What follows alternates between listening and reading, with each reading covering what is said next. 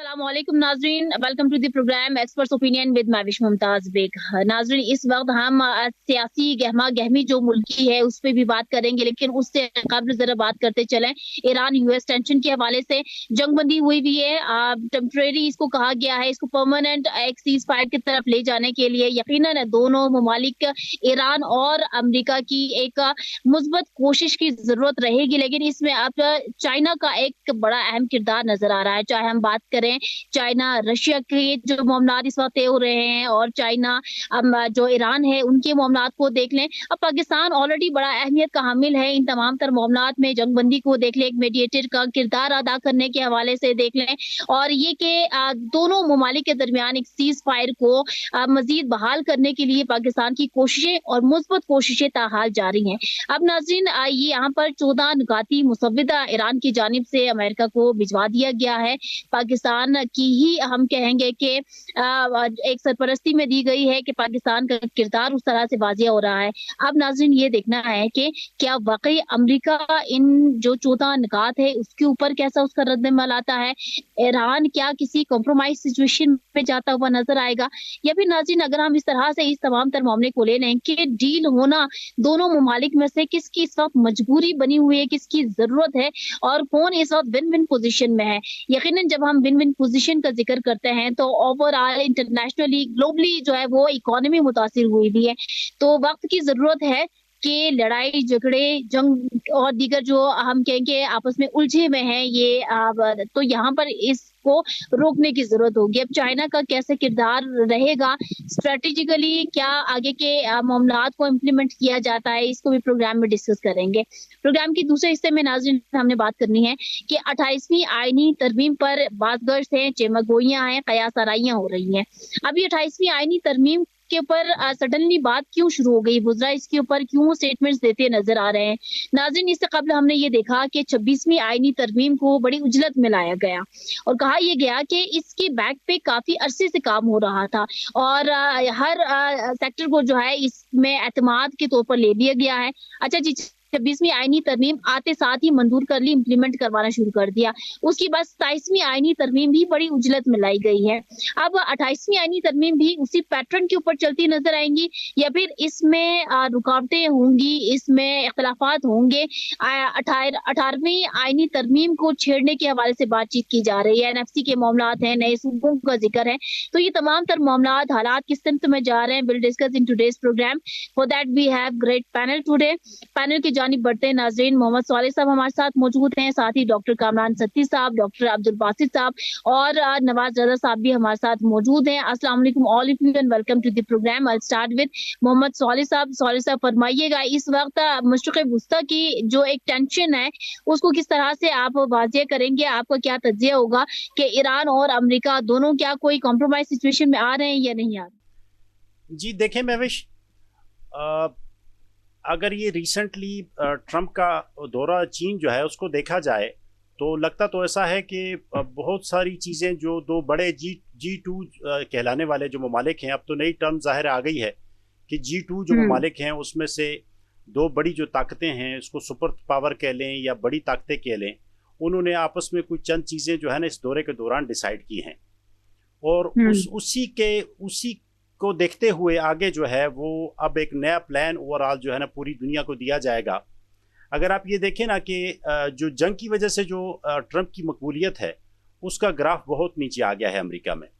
Trump जो है वो नई जॉब्स चाहता है, ट्रंप जो है वो दोबारा जो है कारोबार को जो है ना वो वसअत चाहता है, ट्रंप जो है वो स्टेबिलिटी इस्तेहकाम जो है ना अमेरिका में चाहता है। वो इसीलिए कि 2 नवंबर में मिड टर्म इलेक्शन होने को जा रहे हैं, और उसकी जो मकबूलियत है वो बहुत हद तक जो है वो गिर चुकी है। उसको मकबूलियत को ऊपर लाने के लिए देखें वो 12 मेंबरान के ऊपर मुश्तमिल जो है वो कारोबारी मेंबरान के ऊपर वो अपनी साथ दौरे में जो इस टाइम दुनिया की 20 खरब डॉलर के जिनके असासे हैं उन लोगों को वो साथ इसीलिए लेके गया था ताकि चाइना के साथ जो है उनके तल्लुकात, वो कारोबारी तल्लुकात जो हैं वो बढ़ें, कारोबार के अंदर वो जाएं और चाइना से भी कहें ताकि वो अपनी मंडियों तक जो है ना उनको रसाई दें। देखिए इससे पहले ये देखा जा रहा था कि ये जो पस मंज़र था ओवरऑल अगर आप देखें कि जी शायद चाइना और अमेरिका के दरमियान एक सर्द जंग चल रही है। और ये कोई हरीफ हैं। और ये देखा जा रहा था। देखें 1972 में सदर निक्सन जो है, उसके बाद किसी भी अमरीकी सदर का ये एक कामयाब दौरा समझा जा रहा है, तस्वर किया जा रहा है। और उस वक़्त भी उसकी जो फैसिलिटेशन की थी 1972 के दौरे की सदर निक्सन के साथ, वो पाकिस्तान ने की थी, पाकिस्तान के ज़रिए ही हुई थी।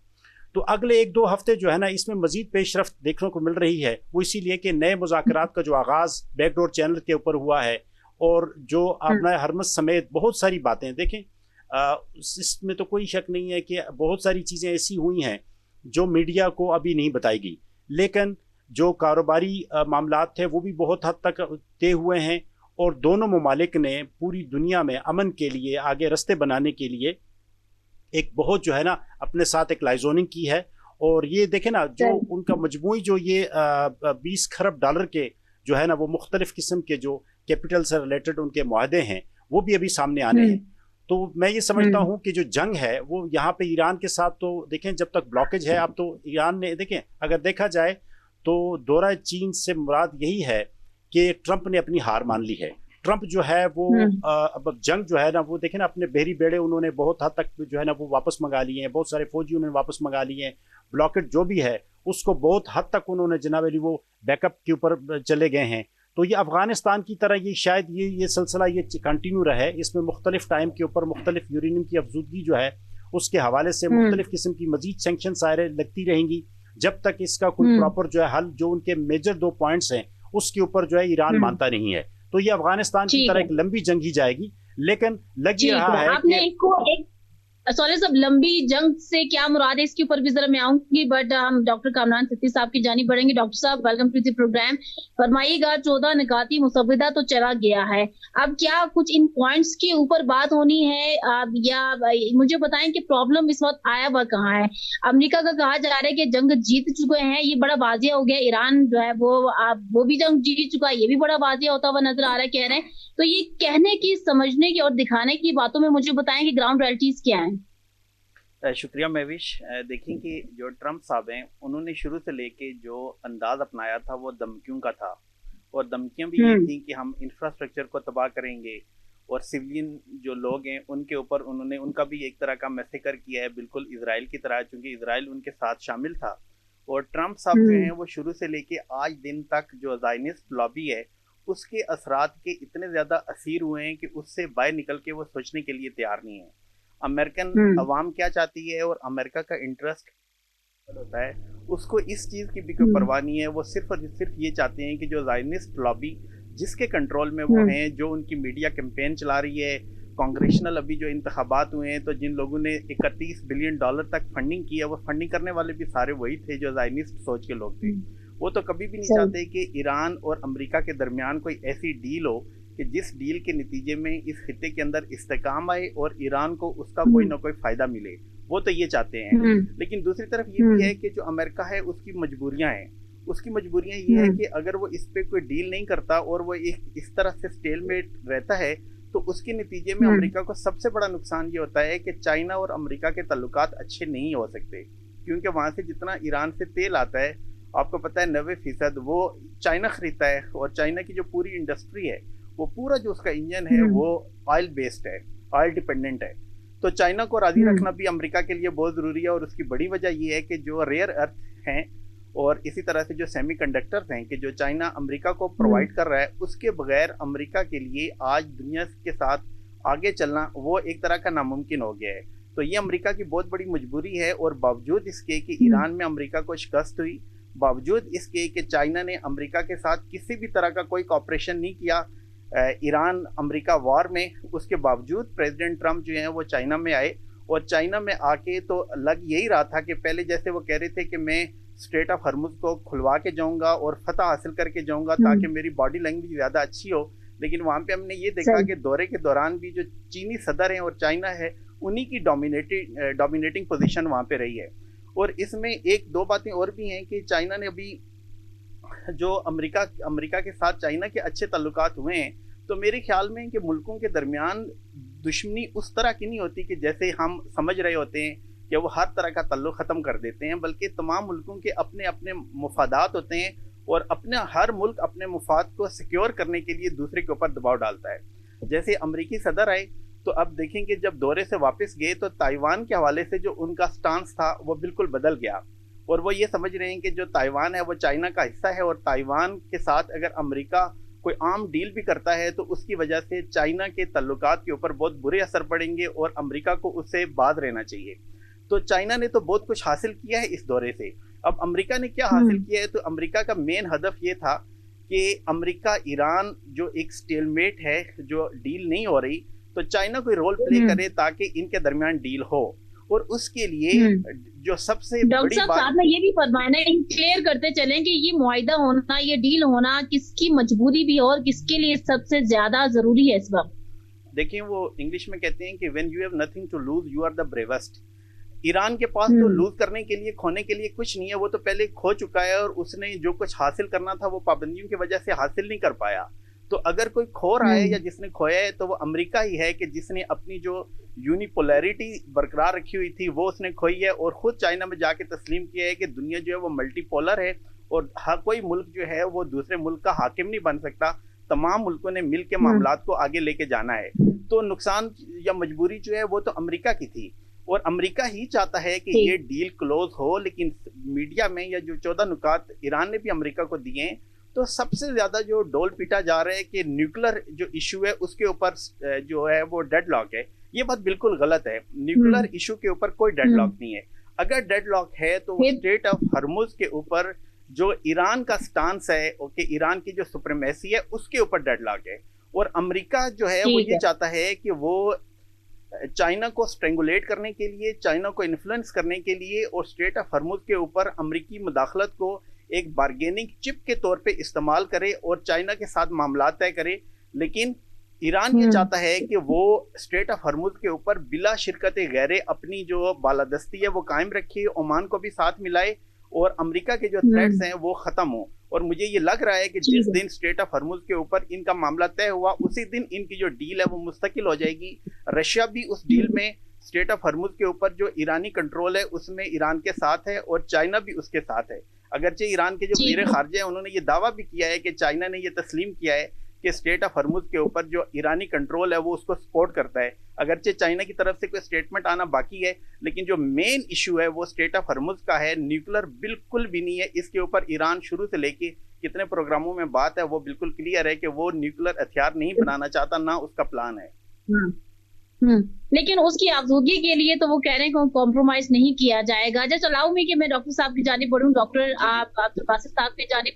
डॉक्टर साहब वेलकम टू द प्रोग्राम। फरमाइएगा, एक तो डेडलॉक कहाँ पर बरकरार है इस हवाले से, सेकंडली जो चाइना है उसका किरदार बड़ा अहम हो गया है। चाइना रशिया के मामला देख लें, चाइना ईरान के मामला देख लें, और अब अमेरिका चाइना के जरिए से ही क्या इस जंग को एक जो सीज फायर हुआ था टेम्परेरी, इसको परमानेंट कर पाएगा और डील कोई कर पाएगा? क्या तज्ज़िया आपका?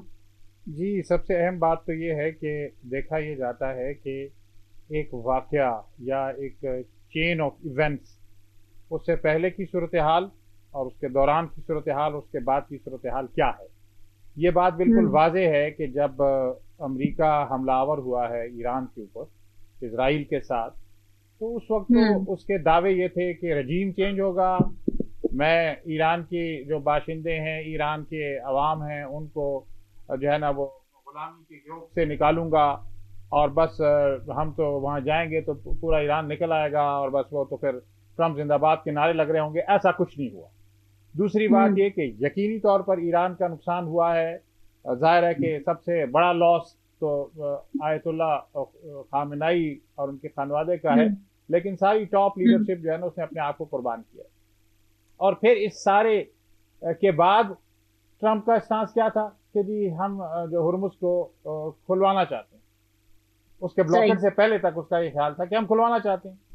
तो उस वक्त भी पूरी दुनिया के तज्जिया निगार यही बात कर रहे थे कि हुर्मुज तो खुला हुआ था, ये तो तुम्हारी वजह से बंद हुआ ना, यानी अमेरिका की इंटरवेंशन की वजह से बंद हुआ। अच्छा, ये हुआ कि आपके जो अहदाफ बयान किए जा रहे थे उससे अमेरिका नीचे आते हुए नजर आया। और फिर जो दुनिया के अंदर स्टेट्स का मामला होता है उसमें क्रेडिबिलिटी बड़ी मैटर करती है। वो एक दिन कुछ बयान देता है ट्रम्प, दूसरे दिन कुछ और कहता है। वो कहता है जी मैं हुर्मुज को खुलवाना चाहता हूं, उसको ब्लॉक कर रहा है। लेकिन इसमें कुछ चीज़ें बैनुल-अक़वामी ताल्लुकात में और ये जो जंगों के मामलात हैं उसमें ऐसा नहीं होता कि जो अपैरेंटली जो चीज़ें नज़र आती हैं उसके करंट्स नज़र आ रहे होते हैं, उसके अंडर करंट्स होते हैं।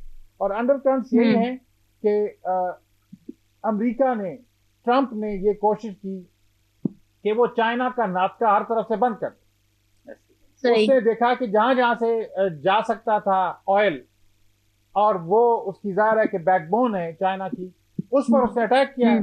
तो चाइना हमेशा से, जो चाइनी रिवायत है, चाइनी सियासत है, उसमें बहुत ठंडापन है। वो बहुत आराम से चीज़ों को देखते हैं और आराम के साथ वो रिएक्ट करते हैं। वो बाकी ममालिक की तरह या ट्रंप की तरह हर रोज़ एक स्टेटमेंट नहीं दे रहे होते, बल्कि वो ठंडे तरीके से करते हैं। और ये अब चाइना ने अपने आप को कारोबारी हवाले से दुनिया के अंदर इतना पेनिट्रेट कर दिया है कि उसके अब मफादात, अब दुनिया जिस 21वीं सदी के जिस हिस्से से गुजर रही है उसमें कब्जे वाली सूरत हाल नहीं होती। अब ये जो इकनॉमिक सुप्रेमेसी है और उसमें जो इख्तियार है उसको है। इसीलिए आप देखें कि ये जो दौरा है, इस दौरे में भी ज़्यादा एलिमेंट जो है ना वो बिजनेस का नजर आया है, इन्वेस्टमेंट का और एक्सचेंज का नजर आया है। तो ये अब बात वाज़े हो गई है कि अमेरिका अपने अहदाफ हासिल नहीं कर सका है, उसने प्रेशराइज करने की कोशिश की है। ये अगर हम इसको महविश इसको जरा थोड़ा सा इसका बैकग्राउंड भी देखें, जैसे पाकिस्तान और इंडिया की जो जंग थी वो इसके साथ बिल्कुल इस तरह से कनेक्टेड है कि उससे पहले खित्ते में लोगों का ये ख्याल था, जो वेस्टर्न पावर्स हैं और बाकी दुनिया, कि इंडिया एक बहुत बड़ा मुल्क है और उसके अंदर तो आईटी की टेक्नोलॉजी में बहुत एडवांसमेंट है। दुनिया के आप जहाँ पे भी चले जाएं, एमआईटी में चले जाएं, हार्वर्ड में चले जाएं, तो आईटी की फील्ड में तो इंडियंस हैं। तो ख्याल ये था दुनिया का कि कोई कंपैरिजन ही नहीं है, जो इंडिया है वो तो चाइना को कर्टेल करने के लिए इस्तेमाल करेंगे। लेकिन आपने देखा कि बुनियानो मरसूस में, मार्के हक में फिर क्या सूरत हाल निकली। तो वो क्योंकि चाइना के साथ लिंक्ड है चीजें, तो चाइनीज टेक्नोलॉजी को जितना बूम मिला है, क्योंकि चाइना ने तो बहुत तवील अरसे से कोई जंग लड़ी नहीं है, तो वो उसका असला तो टेस्ट हुआ नहीं था, उसकी टेक्नोलॉजी टेस्ट नहीं हुई थी। तो ये चीजें इंटरलिंक्ड हैं। और अगर ये समझना कि ये बिल्कुल अमन अमान हो जाएगी कि और ईरान और अमेरिका और चाइना ये सब हाथ मिलाकर और अच्छे बच्चों की तरह वक्त गुजारेंगे, ऐसा नहीं होता इंटरनेशनल रिलेशन में।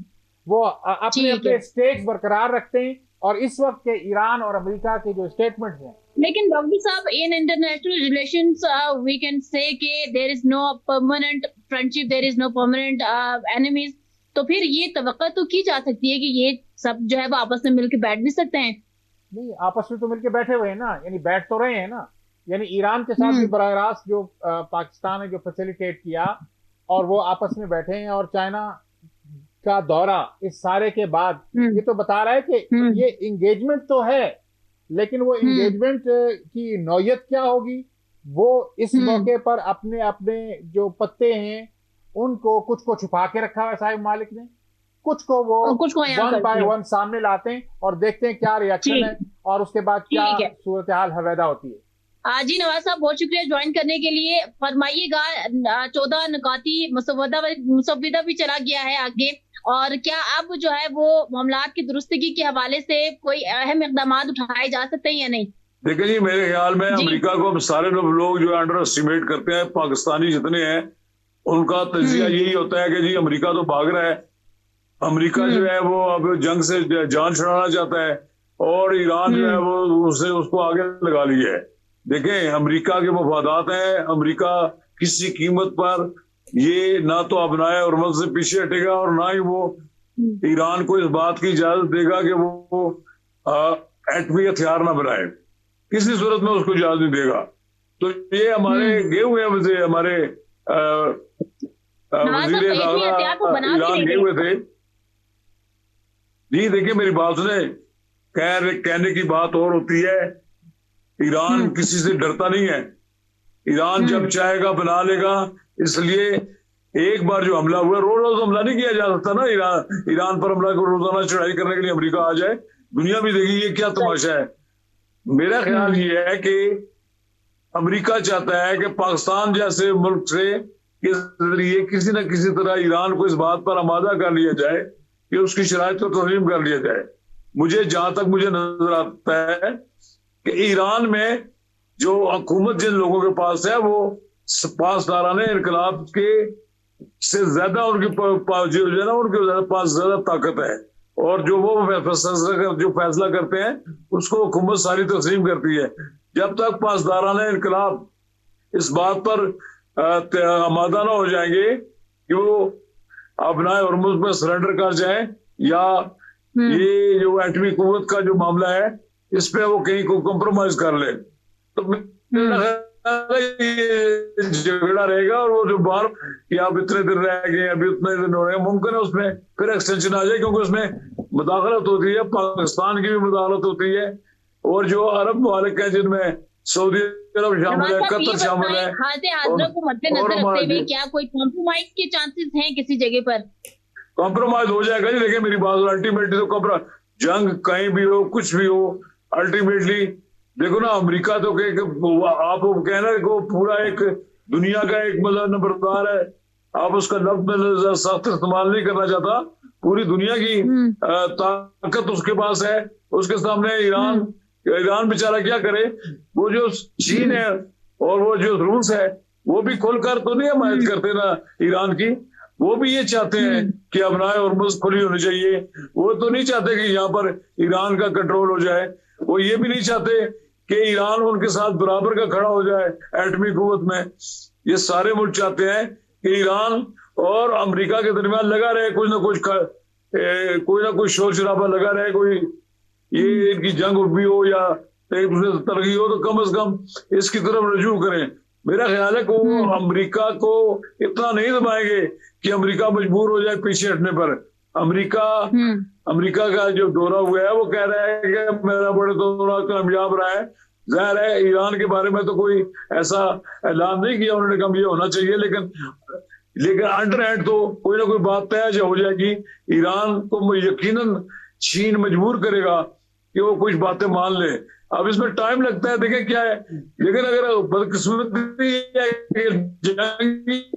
होनी है हो सकता है, और ना कोई और बड़ा मुल्क हो सकता है। इसलिए हमें अंडर एस्टिमेट ना तो अमेरिका को करना चाहिए। अमेरिका एक बड़ी ताकत है, अमेरिका के पास बड़े वसाइल हैं। ये जितने अरबी मुल्क हैं और ये उसके अड्डे हैं, ये आजाद मुल्क नहीं है। जिन मुल्कों में अमेरिका के अड्डे हैं वो समझ लें कि वो सारे के सारे अमेरिका के ही तहत हैं। वो उसकी तरफ देखते हैं, जब कोई मिसाइल आकर ईरान का गिरता है तो वो उसकी मदद मांगते हैं। और ये आपने देखा अमारात को भी उसने अपना दुश्मन बना लिया है, और इस तरह उन्होंने कतर को भी अपना दुश्मन बनाया है, कुवैत को बनाया है। ये नहीं आप देखिए कोई मुल्क भी रहा जहाँ मिसाइल ईरान ने ना फेंके हो, लेकिन ईरान भी मजबूर है क्योंकि इन्हीं जगहों पर से मिसाइल आते हैं और यही अमेरिकी अड्डे हैं जहां से उनको निशाना बनाया जाता है। इसलिए हमें ये बात सोचनी चाहिए। जंग लंबी चलेगी, जंग लंबी होगी, ये इसी तरह रहेगी ना जी। अगर जंग जो ये तो वो लड़ाई नहीं है ना, ये जमीनी लड़ाई हो गई आमने सामने मुकाबला। यहाँ तो जमीनी मुकाबला ना अमेरिका करने की जरूरत रखता है और ना ये खुद भी करेंगे। अगर जमीनी लड़ाई की नौबत आई तो फिर ईरान बड़ा टफ टाइम देगा। वो लोग तो एक जज्बे के साथ लड़ेंगे। उनके लड़ने का मतलब दूसरे प्रोग्राम के दूसरे हिस्से की जानिब बढ़ते हैं। नवाज साहब फरमाइएगा, 28वीं आईनी तरमीम की बात गश्त कह लें, चेमगोइयां कह लें, क्या हकायक है? 28वीं आईनी तरमीम आने जा रही है? एक फीलर आप समझते ना, फीलर होते हैं पॉलिटिक्स में। ये 28वीं तरमीम कोई आसान तो नहीं है ना, रास्ते पड़ी हुई जनाब उसको चाहेंगे तो जनाब फाइल से निकालेंगे और उसको जनाब असम्बली में मंजूर करा लेंगे। ये 2/3 मेजॉरिटी से बनती है और इस 2/3 मेजॉरिटी की राह में सबसे बड़ी रुकावट JUI है और ये पदे पूरे नहीं कर सकते सेनेट में। इसलिए ये ऐसे ही एक शोशा छोड़ देते हैं। उसमें लोगों का रिएक्शन तरमीम का क्या हुआ था? 27वीं आईनी तरमीम कैसे आई थी, मेजॉरिटी कैसे विन कर गई थी? तो ये 28वीं भी कोई मुश्किल काम तो नहीं है? जो मेरी बात सुने, 27वीं तरमीम में भी इनको सरेंडर करना पड़े तो नहीं हो सकता ना, भर्ती कर लिया जाए। यहाँ तजर्बात ही होते रहे, मुमकिन नहीं है। मुझे नहीं लगता ये सारी कुतें अगर आप ये किसी न किसी तरह आसफ अली जरदारी को मजबूर करके कर ही लें। लेकिन एक मेरी बात सुने आप, सियासी कुतें जब इकट्ठी हो जाती हैं तो बड़े बड़े लोग जो पीछे कुफ्तें होती हैं आइन से खेलने की और आइन के साथ मजाक करने वाली, वो सब पीछे हट जाती हैं। पाकिस्तान की सियासी कुफ्तें बेशक फॉर्म 47 के तहत चली गई हो या किसी और तरह हो, लेकिन उनमें फिर भी जान है। इतने भी बेजान नहीं कि अब 28वीं तरमीम का ऐसी आ जाए जो जिससे सारा निजाम ही तलपट हो जाए। भाई अगर कोई 28वीं तरमीम में कुछ चीज आई तो ऐसी चीज नहीं आएगी। आप निजाम की बिगाड़ को क्यों कंपेयर कर रहे हैं? निजाम की बेहतरी के लिए वैसे ये तरमीम जो है वो लाई जाती है। निजाम नहीं बेहतर, मेरी बात है कोई ये बहुत कोई आ गए हैं जनाब के क्या कहते हैं अल्लाह के मतलब नेक बंदे कि ये निजाम को दुरुस्त कर लेंगे। ये निजाम को अपनी मर्जी के मुताबिक चलाना चाहते हैं। ये चाहते हैं कि निजाम उनके ताबे हो जाए, हर चीज उनके ताबे हो जाए, कोई चीज उनको चैलेंज ना कर सके। मेरा ख्याल ये है कि जो लोग 28वीं तरमीम की शोशा छोड़ रहे हैं उन्हें से अपनी फाइल बंद कर देनी चाहिए, मुल्क को चलने देना चाहिए, मुल्क को आगे जाना चाहिए। बसूरत दीगर अगर वो ये समझते हैं कि 28वीं तरमीम लाएंगे तो तबाही और बर्बादी के सिवा कुछ नहीं होगा, इसलिए कि जबरदस्ती की कोई तरमीम कबूल नहीं होगी जब तक राय आमा कबूल न करे। देखिए पांच चीजें ऐसी होती हैं वाकतन जरूरी होती है कुछ चीज। देखिए ये कहते हैं कि जी ये जो फिनांस है, जो नेशनल फिनांस कमीशन जो है, इसको तो इसमें थोड़ी बहुत रद्दबदल की जाए। यकीनन सूबों के पास ज्यादा पैसे चले गए हैं, ये सूबे खुद वॉलंटियरली चाहे तो मरकज को दे दें, वरना इस तरह की कुछ चीज है तो उसमें तरमीम से कोई नहीं है। लेकिन देखें ये मुल्क है 4 इकाइयों का, 4 इकाइयों में से एक इकाई पंजाब वाले जो है वो सारे मामले नहीं लगते हर बात में। 3 और इकाइयां उनको भी हमें साथ देकर चलना पड़ेगा। हमें पंजाबियों को ये सोचना चाहिए, हम पे बड़ी जिम्मेदारी है कि हमने पूरे मुल्क को साथ लेकर चलना है। हमें छोटे सूबों को उनके हकूक देने हैं। अभी आपने देखा है केपीके में दोनों मुखालिफ कुफ्ते थी। केपीके का जो गवर्नर है वो पीपल्स पार्टी का आदमी है, वो पीटीआई के वजीर आला के साथ बैठकर प्रेस कॉन्फ्रेंस करता है और अपने हकूक की बात करता है। अगर आप यही काम करेंगे तो आप देखेंगे बलूचिस्तान में भी यही सूरत पैदा हो जाएगी। ये बात सिंध में भी पैदा हो जाएगी। करेंगे तो नहीं तो कुछ और हालात देखने पड़ेंगे। कुछ भी नहीं, जरूरत नहीं है, मुल्क चल रहा है, कोई जरूरत नहीं। हम तरमीमें करते फिरते 25 की 26 की अब 27 भी होगी। हमने कोई रिकॉर्ड तो नहीं कायम करना कि हमने सबसे ज्यादा आईनी तरमीम कर दी है। तरमीम हमेशा राय आमा उसमें शामिल होनी चाहिए, लोगों की राय शामिल हो, लोग समझते हो कि आईनी तरमीम जरूरी है, फिर तो ठीक है। अगर कोई आदमी कोई ब्यूरोक्रेट्स दफ्तरों में बैठकर सोचते हैं कि जनाब ऐसे कर दें मुल्क में तो ऐसे हो जाएगा, ये काम ना करें। पहले भी आइन के साथ खिलवाड़ खेला जाता रहा, परवेज मुशर्रफ के जमाने में भी आइन को रगेदा गया है। अब इस आइन की हमें हिफाजत करनी चाहिए। ये आइन मुल्क की जमानत है। इस मुल्क की आइन को अगर हम मजबूत बनाएंगे तो मुल्क मजबूत होगा। मुझे नहीं लगता कि लोग इस तरह लोग एक्सेप्ट कर लेंगे कि आप आइन को तब्दील करते रहेंगे। लोगों में नाराजगी पैदा होती है इस तरह, लोगों की राय लोगों को मसाइल की तरफ तवज्जो दें बजाय इसके आइन में इख्तियारात कम करके बुला कर। ये देखें ना, अदलिया ना लड़ाई लड़ती इंतजामिया के साथ तो आज अदलिया का ये हाल ना होता। मेरा ख्याल ये है कि अब मजीद और कोई इतनी जरूरत नहीं है कि आप बिल्कुल जनाब उलट पलट कर दें आइन को चलने दें, एक्सेप्टेबल रहे। ये 73 का आइन है, बड़ी मेहनतों से मुश्किलों से ये बना है, इसको कायम रखना भी हमारी जिम्मेदारी है, इससे खेलना नहीं। ठीक है नवाज साहब, बहुत शुक्रिया, आपका पॉइंट आ गया। चलिए जी अब आगे बढ़ते जरा। यहाँ पर नाज़रीन हमारे साथ सालिह साहब भी मौजूद हैं। सालिह साहब फरमाइएगा, 26वीं आईनी तरमीम बड़ी उजलत में लाई गई, 27वीं आईनी तरमीम भी उससे ज्यादा उजलत में लाई गई है। अब 28वीं आईनी तरमीम की बातें तो हैं, अब ये फरमाइएगा कि कयास आई है या फिर वाकई अब 28वीं आईनी तरमीम हो जाएगी? देखिए, जब जरूरत होती है तो ये चेमेगोइयां शुरू हो जाती है ना। अगर आप ये देखें, एक टर्म है CSS, कंस्ट्रक्टेड स्ट्रेटेजिक स्टेबिलिटी। अच्छा, उसके लिए बड़ा समटाइम जरूरी होता है कि आप ये देखें कि इस वक्त जो चेमेगोइयां हो रही हैं, जो अमेंडमेंट की बात हो रही है, वो 28वीं तरमीम में अमेंडमेंट क्यों होने जा रही है और उसकी जरूरत क्या है। सबसे पहले तो आप ये देखने, नेशनल फाइनेंस कमीशन जो है 18 अमेंडमेंट, जिसमें जो है NFC अवार्ड जिसको कहते हैं, आपने मुसावी इख्तियारात तो सूबों को दे दिए, मुसावी आपने उनकी डिस्ट्रीब्यूशन तो कर दी है, लेकिन क्या डिलीवरेंस हुई, क्या उन्होंने डिलीवर किया, देखिए सबसे पहले ये कि वफाक जो है उसके ऊपर बोझ बहुत ज्यादा बढ़ गया है। देखिए दिफाई बजट जो है, अब ये मार्का हक और ऑपरेशन बुनियाद मरसूस के बाद अगर आप देखें पाकिस्तान का पूरी दुनिया में एक बहुत बड़ा नाम हुआ है, और अगर आपका दिफा जो है वो कमजोर हुआ, उसको आप अगर पूरे फंड्स प्रोवाइड नहीं करेंगे, और अगर आप उसको पूरे फंड्स प्रोवाइड करते हैं तो फिर तो दिफाई बजट के मैक्सिमम उसको करना पड़ता है, तो फिर आपका विफाक बहुत कमजोर हो जाता है। विफाक के पास इतनी कलेक्शन है नहीं जितनी सूबों के पास चली गई है। अच्छा, इसके अलावा आप आ जाए कर्जों पर जो है सूद।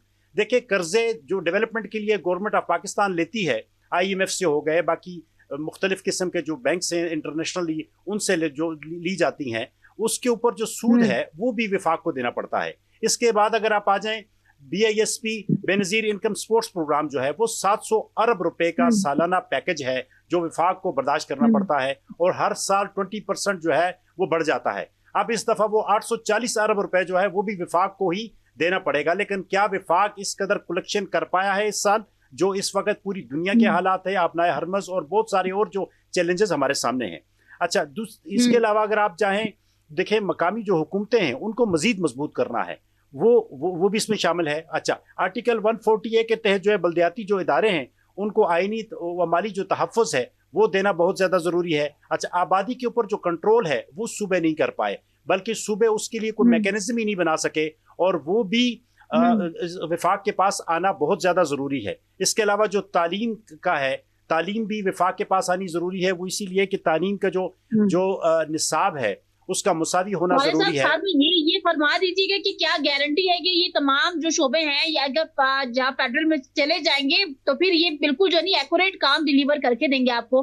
Guarantee over there? देखिए, इससे पहले भी तालीम भी रही है, आबादी पर जो कंट्रोल है इसके से, और जो पानी की जो तरसील है नेशनल या इंटरनेशनल लेवल के ऊपर नहरों का जो मामला है वो भी तो वफाक के पास रहा है ना। तो इससे पहले तो उन चीजों के देखें, उन चीजों के बारे में तो कभी किसी ने कोई बात नहीं की। वो एक स्मूथ जो 18वीं तरमीम से पहले वो चीजें बहुत हद तक स्मूथ चल रही थी। हाँ, इसमें फंड्स की जरूर कमी थी। सूबों के पास वापस क्यों गई है साले साहब? ये फैक्टर्स क्यों सूबों के पास सेक्टर्स भेज दिए गए? देखिए, मेरे ख्याल में ताकत का मंबा उस टाइम ये समझ रहे थे कि विफाक है और वो बहुत ज्यादा ताकतवर है और सूबे बहुत कमजोर हैं, और कुछ जो माइनॉरिटी में जो सूबे हैं, जो छोटे सूबे हैं या जो आबादी में बहुत ज्यादा बड़े सूबे हैं, उनके खर्चे बहुत ज्यादा हैं और उनके पास इक्विप्ड किस्म के उसके लिए उनको खर्चे चाहिए, उनको उनके मुसावी इख्तियारात चाहिए, लेकिन वो डिलीवर नहीं कर पा रहे। देखिए, बात तो असल डिलीवरेंस की है ना। साहब, ये जो है ना सिर्फ पावर के उसके गिर्द ही घूम रहा है। अगर आपके पास पावर ज्यादा दिखेगी तो मैं उसको अपनी तरफ लाने की कोशिश करूं, मेरी तरफ आएगी तो फिर आप लाने की कोशिश करेंगे, हम एक्सपेरिमेंट ही करते रहेंगे। देखिए, आम बंदे को रिलीफ देना है, वो सूबे रिलीफ नहीं दे सके। अब जो ऐवान बाला और ऐवान ज़ीरी हैं वो ये देख रहे हैं कि ये ताकत, ये जो हम कर चुके हैं, ये देखिए कुरानी कोई सहीफा नहीं है कि इसको चेंज नहीं किया जा सकता। 28वीं तरमीम भी ज़ाहिर है आ सकती है, 29वीं आ सकती है और 30वीं भी आ सकती है। इसमें चेंजेस के लिए आपको मुख्तलिफ किस्म की स्ट्रेटेजीज जो है ना वो अपनानी पड़ती हैं। अच्छा, इसमें पार्लियामेंट की जो मुद्दत है पूरी दुनिया में, देखिए USA में वो 4 साल की है, वो भी ज़ाहिर बहस है कि उसको भी कम से कम किया जाए। अच्छा, दोहरी शहरियत वाला जो मामला है उसके ऊपर भी बातचीत हो रही है। जो देखिए, इस ताकत को कम करने के लिए मुख्तलिफ सूबों के, वो इसीलिए कि वो डिलीवर पूरा नहीं कर रहे, तो नए जो 12 सूबों की बात हो रही है कि वो नए 12 यूनिट बनाए जाए, नए सूबे बनाए जाएं, ताकि वो टैक्स की कलेक्शन भी पूरे तरीके से कर सकें। और उसके अलावा ये है कि वो वहां से एक साफ सुथरे लोग वो मेन एक पार्लियामेंट में आए और पूरा मुल्क जो है वो छोटे यूनिट को संभालना आसान होता है। देखिए, बात ये कि डिप्टी कमिश्नर है, इवन कमिश्नर है, दोबारा से आगाज करें, दोबारा से सफाई करें हर डिपार्टमेंट की, हर सेक्टर की, और उसके बाद तबक्का ये की जाए कि एक नया मुल्क, एक नया निजाम मुतारिफ करवाया जाएगा। हमेशा होता है इस तरह के जो निजाम है, ये मुख्तलिफ मुल्कों में ये एक्सपेरिमेंट हो चुके हैं, बहुत सारे ममालिक में। आपके सामने तुर्की है, उसमें कौन कौन से सिस्टम आए हैं, कौन कौन सी चीजें आई हैं, और आज तुर्की कहाँ पे खड़ा है। अच्छा, एक जो हमें सबसे बड़ा चैलेंज है ना, मैं इस बात को कहना जरूर समझता हूँ, सबसे बड़ा जो हमें चैलेंज है ना वो NDA में के रेफरेंस से है। आप ये देखें जो पिछले साल भी क्लाउड बर्स्ट हुए, और वो एक आफत है कि वो हर साल उसके लिए कुछ भी नहीं किया गया। उसके लिए NDA में को बहुत बड़ा फंड्स की जरूरत है, वो फंड्स और रिसर्चर्स की जरूरत है, एक पूरे उस मैकेनिज्म को नए सिरे से तब्दील करने की जरूरत है। ठीक है, फिर इसके अलावा जो इंडिया ने पानी की बंदिश की हुई है, जैसे ही अभी वो शुरू होगा, बारिशें शुरू होंगी, इंडिया जो अपना डैम खोल देगा, वो पानी दोबारा हमारे बहुत सारे पंजाब में, स्पेशली पंजाब और सिंध में वो दोबारा घुस आएगा। अब दोबारा हमारे जानवर मरेंगे, दोबारा हमारे लोग मरेंगे, दोबारा हमारी सड़कें जो है वो खराब होंगी। तो इसके ये बहुत सारे चैलेंजेस ऐसे हैं कि इसके लिए काम करना पड़ेगा। जी ऐसा ही है। ठीक है, डॉक्टर कामरान सतीश साहब फरमाइएगा, what's your analysis on 28 amendment? देखेंगे ये बहुत इंपॉर्टेंट इशू है। आज तक जितनी अमेंडमेंट्स आई हैं, जिन लोगों ने की हैं, उन्होंने अपने मफादात के लिए की हैं, और ताकत की रस्साकशी में हर एक ने जो अमेंडमेंट की तो उसके पेश नज़र ये था कि ये जो एक पावर पॉलिटिक्स है, तो उसमें जो मेरा स्फीयर ऑफ इन्फ्लुएंस है वो कितना बढ़ सकता है। अब देखें कि हाल ही में जो 27th अमेंडमेंट की गई, तो 27th अमेंडमेंट में वो कौन सी चीज़ थी कि जिससे आम आदमी को फ़ायदा पहुँचे, आम मेहनत कश को फ़ायदा पहुँचे, किसान को पहुँचे, मजदूर को पहुँचे, आम जो वर्किंग क्लास है उसको फ़ायदा पहुँचे, वो उनके बारे में कोई डिबेट डिस्कशन अमेंडमेंट आज तक नहीं आई। जितनी अमेंडमेंट्स आई हैं तो वो रूलिंग इलीट अपने असर और सूख को बढ़ाने के लिए करती है। दूसरी ये बात है कि इस चीज़ का भी जायज़ा लेना बहुत ज़रूरी है कि 18th अमेंडमेंट के ज़रिए से जब वसाइल चले गए सूबों के पास, तो उसके बाद उन सूबों में करप्शन बढ़ी है या कम हुई है? अगर उन सूबों में करप्शन इतनी ज़्यादा बढ़ी है, और वो सूबे अगर 18th अमेंडमेंट के पेश नज़र उनका ये था कि हमें NFC अवार्ड में हिस्सा मिले और हर साल वो हिस्सा बढ़ता रहे, तो उस हिस्से से अवाम की फलाह बहबूद के मंसूबों को मुकम्मल किया जाए। अगर ये सोच हो तो उसके लिए ज़रूरी है कि जो ऊपर रूलिंग इलीट है वो साफ, शफाफ और ईमानदार लोग हों, और वो लोग हों कि जो करप्ट ना हों। लेकिन अगर करप्ट रूलिंग इलीट वो सूबों के ऊपर मसलत है और वो डेवलपमेंट का हिस्सा बढ़ रहा है, NFC शेयर बढ़ रहा है, हर साल में उनको फंड मिल रहे हैं, और वो जितने भी फंड्स हैं वो अपने ज़ाती जायदादें बढ़ाने के लिए, मुल्क से बाहर अपने असासे बढ़ाने के लिए इस्तेमाल करते हैं, तो फिर ये सवाल लाजमी तौर के ऊपर उठता है कि 18th अमेंडमेंट की जो रूह है उसका फ़ायदा अवाम को जो पहुँचना चाहिए था वो नहीं पहुँचा। और एक मैं आपको बड़ी अजीब बात बताऊँ कि मैं पढ़ रहा था एक एनालिसिस कि पिछला जो साल था 2024 और 25 का जब बजट बना, तो उसमें सूबा सिंध को जो डेवलपमेंट के फंड में पैसा दिया गया, 130 अरब रुपया वो डेवलपमेंट में खर्च नहीं किए उन्होंने, तो वो वापस वफाक के पास आ गया। खैबर पख्तूनख्वा में 70 से 80 अरब रुपया के जो उन्हें डेवलपमेंट पे खर्च नहीं किया, तो वो वापस वफाक के पास आ गए। अगर वफाक आपको NFC अवार्ड में शेयर देता है और उसके पेश नज़र ये होता है कि आप उसको अवामी फलाह बहबूद पे खर्च करें, और आपके अंदर इस कदर एबिलिटी नहीं है, कैपेबिलिटी नहीं है, आपकी सलाहियत ये नहीं है कि उसको आवाम तक पहुँचा सकें, तो फिर आप 18th अमेंडमेंट को और सूबे के ऊपर जो मुख्तलिफ पॉलिटिकल पार्टीज हैं उनका सूबों के ऊपर जो तसल्लुत है, उस तसल्लुत को 18th अमेंडमेंट के साथ जोड़ के कहें कि सूबाई खुद मुख्तारी की बात है, तो ये गलत है। देखिए 28वीं तरमीम की जो आज बात की जा रही है, तो मेरी अपनी ज़ाती एनालिसिस ये है कि इसमें IMF की जो मंशा है वो भी शामिल है। IMF ये चाहता है कि जो भी पैसा IMF जब इनको कर्जा देता है, तो वो कहता है कि IMF और वफाक के दरमियान एक कोलैबोरेशन होती है। वफाक डेट सर्विसेज जो है वो उनको सूद वापस अदा करता रहता है, जो IMF की अदायगी है तो उसका ताल्लुक वफाक के साथ है। वो ये चाहते हैं कि जब पैसा सारा सूबों को चला जाता है, तो फिर वफाक के लिए बहुत मुश्किल होता है, वो सूद की अदायगी के लिए उन्हें IMF से स्ट्रक्चरल एडजस्टमेंट फंड लेना पड़ता है और मजीद बार बार कर्जा मांगना पड़ता है। तो IMF का ये ख्याल है कि जो सूबों के पास पैसा चला जाता है, IMF सूबों को के पास पैसा कम जाए, और जो नियो लिबरल इकॉनमी है, नियो लिबरल इकॉनमी का मतलब ये है कि जितना भी पैसा तालीम के ऊपर और सेहत के ऊपर खर्च हो रहा है, तो ये हुकूमत खर्च ना करे, प्राइवेट इदारे जो हैं वो हुकूमती इदारों को टेक ओवर करें, प्राइवेटाइजेशन को आम किया जाए। जब प्राइवेटाइजेशन आम होती है तो उसके बाद जिस बंदे की जेब में पैसा है वो दवाई खरीद सकता है, जिसके पास पैसा नहीं है वो एड़ियां रगड़ के मर जाएगा, लेकिन उसका पुरसाने हाल कोई नहीं है। जिस बंदे की जेब में पैसा है वो अपने बच्चे को तालीम दिलवा सकता है, जिसकी जेब में पैसा नहीं है तो वो अपने बच्चे को तालीम नहीं दिलवा सकता। ये प्राइवेटाइज्ड जो इकॉनमी है उसके अंदर ये होता है। जबकि अगर वफाक है वो अवाम से टैक्स लेता है, तो वो अवाम को रोटी, कपड़ा, मकान, ये भी आइन के अंदर लिखा हुआ है। आइन की वो शिकें कि जिन शिकों से रूलिंग एलीट को फायदा होता है वो तो उन्हें याद आ जाती हैं, वो आइन के अलमबरदार बन के मैदान अमल में कूदते हैं। लेकिन उसी आइन की जो बुनियादी शिकें हैं कि जहाँ पे अवाम को रोटी देना रियासत की जिम्मेदारी है, कपड़ा मकान देना रियासत की जिम्मेदारी है, इनके रोजगार का इंतजाम करना ये रियासत की जिम्मेदारी है, हायर एजुकेशन तक ये सारी रियासत की जिम्मेदारियां है, सिक्योरिटी देना रियासत की जिम्मेदारी है। तो इसी आइन के अंदर यानी कि ठीक है, अब डिफरेंसेस भी आपने बता दिए। मुझे बताएं अब हो क्या रहा है इस वक्त? आम आदमी को रोटी, आम आदमी को कपड़ा, आम आदमी को वो सहूलियात जो कि वो डिजर्व करता है, और यकीनन वोट मांगने के लिए जब दहलीज पे आया जाता है तो यही वादे और ऐलानात किए जाते हैं जो कि आपने फरमाया है। तो मुझे बताएं कि क्या ये चीजें जो है वो क्लियरली वादे हो रही है कि आम आदमी को उसको वो फैसिलिटेशन दी जा रही है? देखिए, जमहूरियत इस चीज का नाम होता है कि यहाँ पे अवाम की अक्सरियत है, 98-99% अवामी तबकात यहाँ पे हैं। तो अवामी तबकात को जो कुछ मिल रहा है, यकीन कीजिए कि ज़ाहिर है आपका भी अवाम के साथ ताल्लुक है, हम हर रोज अवाम के अंदर ही होते हैं। यकीन करें कि लोगों की जिंदगी इतनी मिजरेबल बन चुकी है, सेव करना या सेविंग्स को बढ़ाना ये तो बहुत दूर की बात है। जो रोटी, दाल, चावल, चीनी, ये जो चीजें हैं, ये जरूरियात को पूरा करना अवाम के लिए नामुमकिन होता जा रहा है। और मेरे एक दोस्त है वो मुझे बता रहे थे कि इस दफा पहली दफा ऐसे हुआ कि मेरे घर के किराए से ज्यादा बिजली का बिल आ गया है। बिजली का बिल देखें, गैस का बिल देखें, दीगर टैक्सेस देखें, उनकी भरमार है। आम बंदा जो है वो दीवार के साथ लग चुका है, उसके पास दो रास्ते हैं। परेशानियां मसाइल अपनी जगह आप पड़ी हुई हैं और हुकूमत को जो है वो तरमीम पे तरमीम करने की पड़ी हुई है। बिल्कुल, जैसा मुझे मौका है, आखिरी बात ये 1 मिनट में करूंगा, वो ये है कि इस वक्त रियासत और मुल्क के ऊपर जो काबिज रूलिंग इलीट है वो सरमायादारों की है, जागीरदारों की है, इशरफिया की है।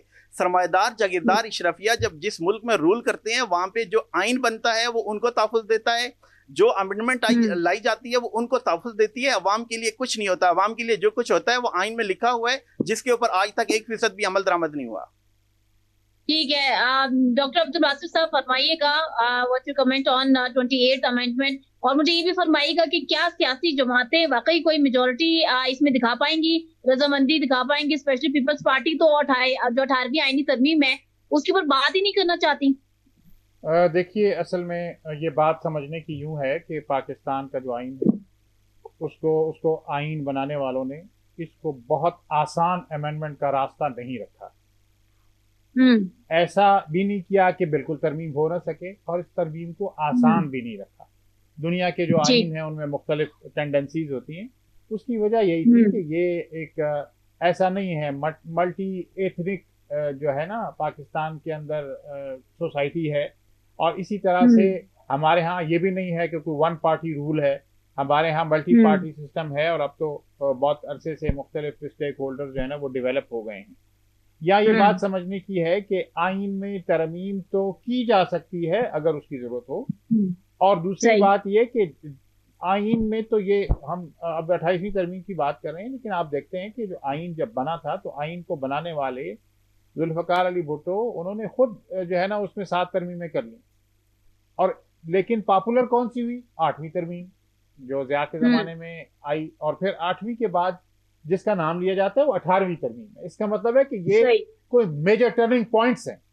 अच्छा, इन मेजर टर्निंग पॉइंट्स में क्या हुआ, अब ये उसका इतना वक्त नहीं, लेकिन 18वीं तरमीम एक तवील जिदोजहद के बाद सूबे, बिलखुसूस जो छोटे सूबे हैं, यहाँ ये बात भी समझने के लिए बड़ी इंपॉर्टेंट है कि जब जो ईस्ट पाकिस्तान था वो भी हमारा हिस्सा था, तो उस वक्त जो ईस्ट पाकिस्तान था वो आबादी के एतबार से बड़ा सूबा था। तो उस वक्त पंजाब भी बाकी सूबों की तरह ये मुतालबा करता था कि ये आबादी की बुनियाद पर वसाइल को तकसीम नहीं किया जाना चाहिए।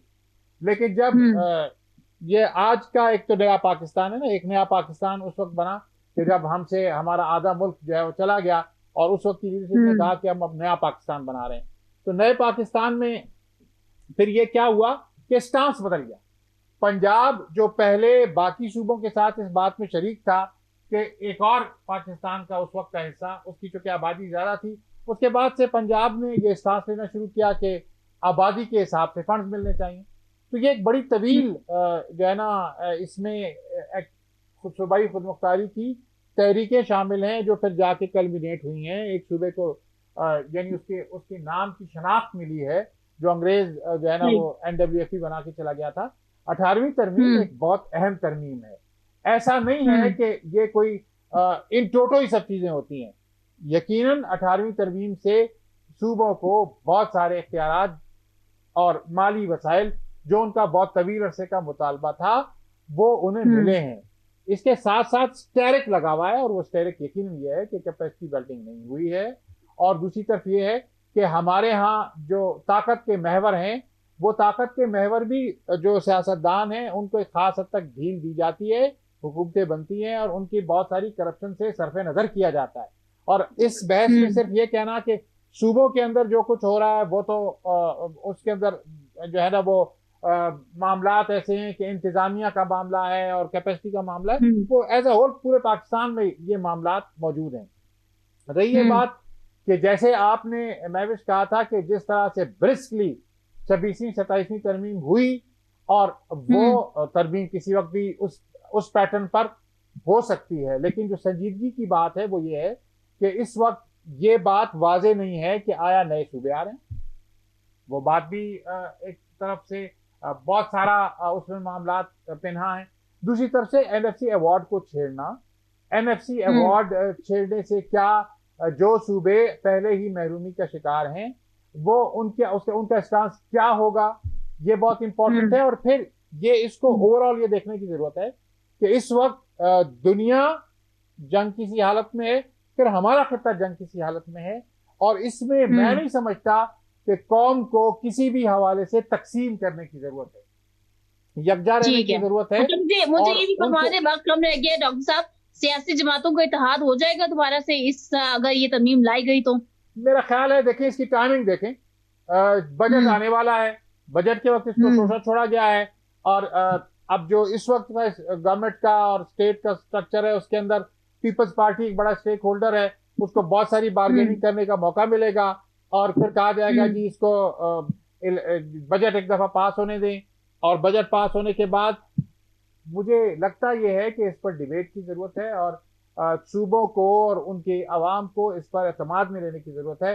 अदरवाइज बिल्डोज करके तरमीम तो किसी वक्त भी लाई जा सकती है, जैसे कि माजी में भी होता है। बहुत शुक्रिया डॉक्टर अब्दुल बासित साहब आपका, डॉक्टर कामरान सिद्दीकी साहब आपका, मोहम्मद सालेह साहब आपका, और नवाज रजा साहब आपका प्रोग्राम में ज्वाइन करने के लिए। नाज़रीन, अहम गुफ्तगू हुई है 28वें आईनी तरमीम को लेकर, और साथ ही जो इस वक्त ईरान यूएस टेंशन को लेकर के क्या आगे के मामलात हमें नजर आएंगे, इस हवाले से पैनल के रिव्यूज, पैनल के एनालिसिस आप लोग के सामने रखे। इंशाल्लाह नेक्स्ट प्रोग्राम में दोबारा हाजिर होंगे, तब तक के लिए अल्लाह हाफिज़।